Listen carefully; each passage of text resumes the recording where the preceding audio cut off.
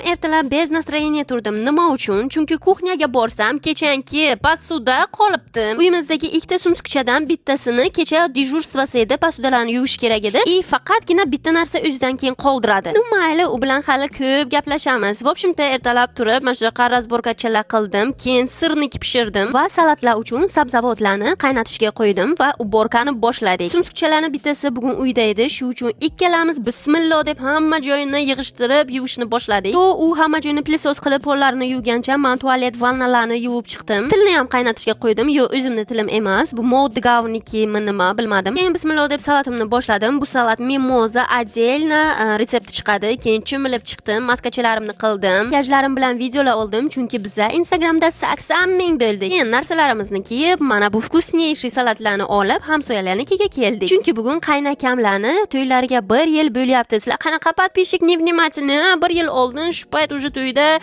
japal qilib yurgan edik. Mayli, sizlarni urushmayman. В общем-то, mana bu mantuchalarni, вкусный salatchalarni yeb, keyin uyga keldik. Rostini aytsam, erim aytgan gaplariga pushaymonlar yeb, bazir menga pullarni sanab berdilar. Keyin albatta biza qisibgina uyda o'tirmaymiz. Biza trendlarni orqasidan yuguramiz. Hamma qilgan ishni biza ham qilishimiz kerak-ku. Bugun biza morojniy qilishga qaror qildik. Morojniy to'g'mizlagancha bular birgalar o'yinlar o'ynadilar, trendlar oldik. Lekin menga morojniy emas, mana bu xursandchiligimiz juda ham yoqdi.